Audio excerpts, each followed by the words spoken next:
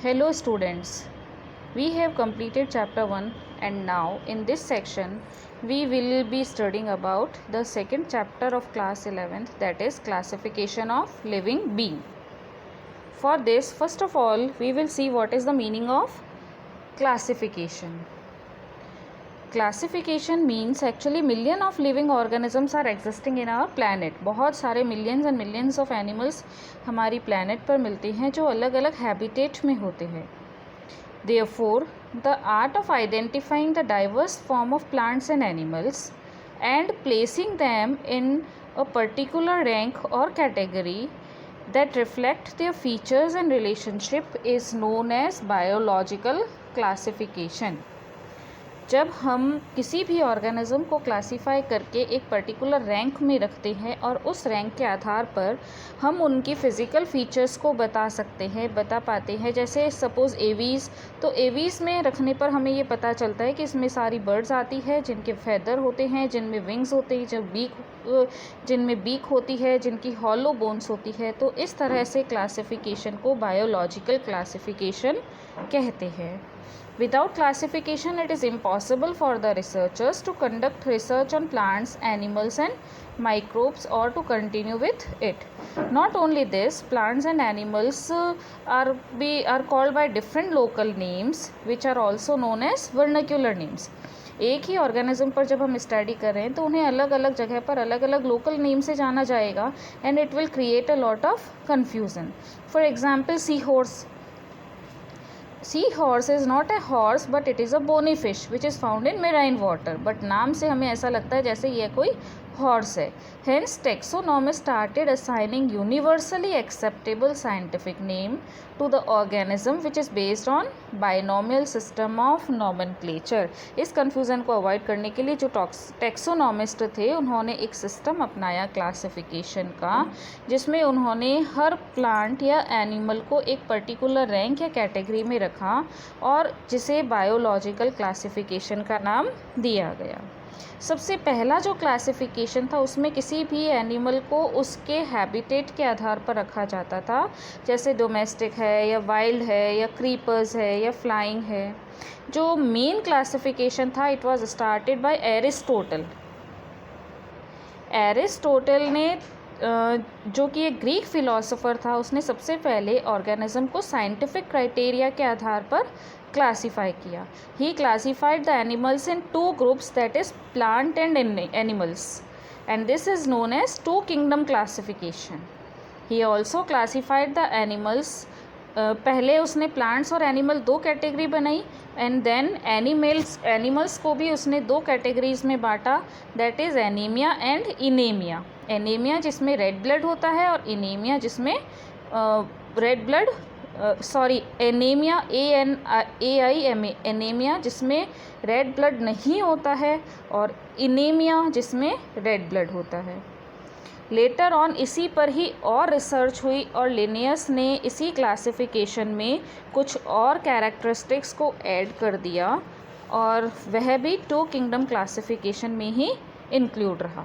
लेकिन इसके ड्रॉबैक्स थे कि कुछ एनिमल जैसे युगलिना को ये जो एरिस्टोटल का क्लासिफिकेशन था ये प्लेस नहीं दे पाया. फंगई जैसे एनिमल जो कि सैप्रोफाइट होते हैं उनको ये प्लेस नहीं दे पाया.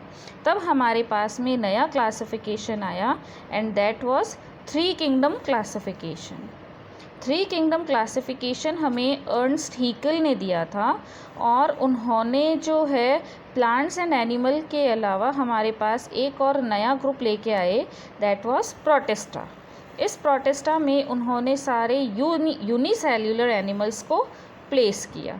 लेकिन अभी भी फंगई जैसे एनिमल जो कि सैप्रोफाइटिक थे तो उनके लिए इसमें प्लेस नहीं थी, इसलिए ये क्लासिफिकेशन भी लेटर ऑन डिस्कार्ड कर दिया गया.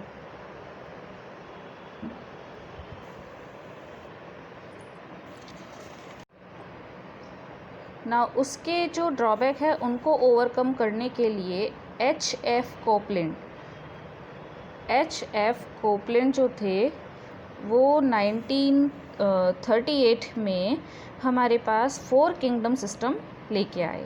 उस समय तक इलेक्ट्रॉन माइक्रोस्कोप की डिस्कवरी हो चुकी थी, तो it becomes clear that the organisms which are having insipid nucleus were known as prokaryotes and those with well organised definite nucleus, distinct and clear nucleus were known as eukaryotes. On that basis, Copeland proposed the four kingdom classification, in which he included Monera, Protista, Plantae and Animalia. इसमें उन्होंने bacteria और जो blue green algae जैसे animals और जो prokaryotes होते हैं उनको मोनेरा में रखा गया और यूकैरियोट्स को उसने प्रोटेस्टा में रखा था. Now after that Whittaker proposed 5-kingdom system. Fungi and Plantae have not been distinguished and separated yet. अभी तक प्लांट्स और जो फंगाई होती है उनमें कोई सेपरेशन नहीं हो पाया था. अगर हम उनकी इंटरनल स्ट्रक्चर को देखें तो प्लांट्स की सेल वॉल सेल्यूलोज की बनी होती है और फंगाई की काइटिन की बनी हुई होती है. इसके अलावा उनके जो मोड ऑफ न्यूट्रिशन है उसमें भी फ़र्क होता है. तो इन चीज़ों को ध्यान में रखते हुए R.H. विटेकर ने 1969 में 5 किंगडम क्लासिफिकेशन दिया.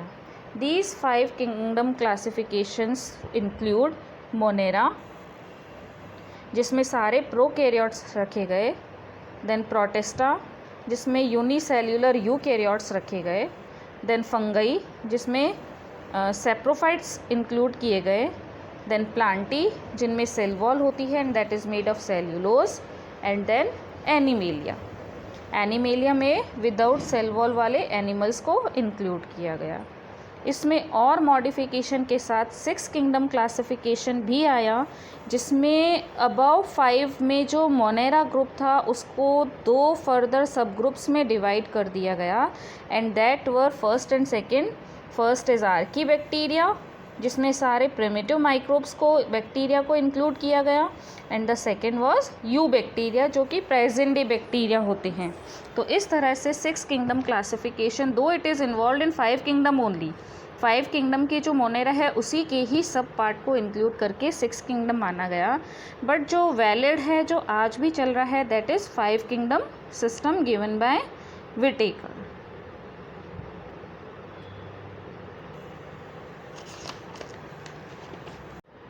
Now we will study about the 5 kingdom system which was proposed by R.H. Whittaker in the year 1969. He was an American taxonomist who formulated 5 kingdom system which include Monera, Protista, Fungi, Plantae and Animalia. The criteria which were used to make the 5 kingdoms were, first of all, on the basis of cell type. जो cell होती है उसकी complexity कैसी होती है या उसकी structure कैसी होती है. That means it is prokaryotic और eukaryotic. Then the second was presence और absence of nucleus. Nucleus present है या नहीं है, किस लेवल का उसमें डेवलपमेंट है, उसके अकॉर्डिंग उसने कंसीडर किया. थर्ड कैटेगरी जो उसने देखी, इट वाज सेल वॉल, कि सेल वॉल प्रेजेंट है या एब्सेंट है, और अगर वो प्रेजेंट है तो वो कौन से कंपाउंड की बनी हुई है, जैसे सेल्यूलोज की है या काइटिन की बनी हुई है. Then he also consider organisation, कि जो डेवलपमेंट होता है ऑर्गेनिज्म में वो सेल्यूलर लेवल का है या टिश्यू लेवल का है या ऑर्गन लेवल का है. तो इन चीज़ों को आधार पे, इन चीज़ों के बेस पर उसने क्लासीफाई किया. जैसे फर्स्ट क्राइटेरिया उसने लिया था complexity of cell. Complexity of cell का मतलब कि सेल में सारे जो ऑर्गेनल्स हैं वो वेल डेवलप्ड है या नहीं, डबल मेम्ब्रेन ऑर्गन प्रेजेंट है या नहीं. इस आधार पर उसने 2 ग्रुप बनाए. First is eukaryotic and the second one is Monera. Monera में उसने सारे यूनिसेल्यूलर प्रोकैरियोटिक ऑर्गेनिज्म को प्लेस करा. देन उसके बाद में उसने देखा कॉम्प्लेक्सिटी ऑफ ऑर्गेनिज्म, कि जो ऑर्गेनिज्म है वो किस लेवल का डेवलप है. यूकैरियोटिक है तो वो यूनिसेल्यूलर है या मल्टीसेल्यूलर है. अगर जो ऑर्गेनिज्म है वो यूकैरियोटिक है बट यूनिसेल्यूलर है, then he placed it in Protista. तो सेकेंड जो ग्रुप दिया उसने, that was Protista. Then he considered the mode of nutrition कि जो ऑर्गेनिज्म मल्टी सेल्यूलर है तो उसमें न्यूट्रिशन किस तरह का है. आइदर ही इज़ ऑटोट्रॉफिक और इट इज़ सैप्रोफाइटिक और it is heterotrophic. On that basis, he made further 3 groups. If the organism is autotrophic, then he placed it in Plantae. Then, if the organism is saprophytic, then he placed it in Fungi. And if the organism is heterotrophic, then he placed it in Animalia. In that basis, he classified different organisms in these 5 kingdoms. Let's have a brief comparison on all these kingdoms. First of all, we will compare the animals on the basis of the complexity of cell structure. That is, the organism is unicellular or multicellular. So, on classifying the organism and comparing the different kingdom, we find that in Monera, all the organisms were unicellular. In Protista, they were unicellular, but in Fungi, Plantae and Animalia, the organisms were multicellular. In Fungi, yeast is an exception. Then second thing for comparing is nuclear membrane. So nuclear membrane is absent in Monera, whereas it is present in all other kingdoms like Protista, Fungi, Plantae and Animalia. Then if we see the organs part development, we find that in Monera double membrane bound organelles are absent, whereas in other kingdom they all are present. If we consider cell wall, then in Monera it is made up of peptidoglycan, that is polysaccharides plus amino acid. In Protista, it is present in some of the animal, whereas in other it is absent. In case of fungi, cell wall is present, but it is made up of chitin. In plants, it is cellulosic, means it is made up of cellulose, and in case of animal, it is absent. Now let's compare these kingdom on the basis of nutrition. In Monera, there are autotrophic. Autotrophic means the organism can perform photosynthesis either with the help of chemosynthesis or normal photosynthesis. And some animals are heterotrophic, while others are saprophytic and parasitic. That means all mode of nutrition are found in Monera. If we see Protista, then it generally consists of auto and heterotrophic nutrition, and some organisms are parasitic. In case of fungi, saprophytic mode of nutrition is seen in organism. In plants, they are photosynthetic, that is autotrophic, whereas in case of animals, they are heterotrophic. In this way, Animalia includes the organism which lacks cell wall, which are heterotrophic, which are eukaryotic. They are having tissue, organ or organ system level organization with well developed nuclear membrane and are eukaryotic. In case of plant, we see that the cell type is eukaryotic, having cell wall made of cellulose, nuclear membrane present, body organization is up to organ level, then they are autotrophic. In case of fungi, we find that the organisms are eukaryotic, cell wall made of chitin, nuclear membrane present, body organization was multicellular, and the mode of nutrition is saprophytic. In case of Protista, the organism was eukaryotic with cell wall present in some of them, nuclear membrane was present, and they are auto as well as heterotrophic. The least developed kingdom was Monera. Monera contains all the type of prokaryotic organism with peptidoglycan cell wall having nuclear membrane absent.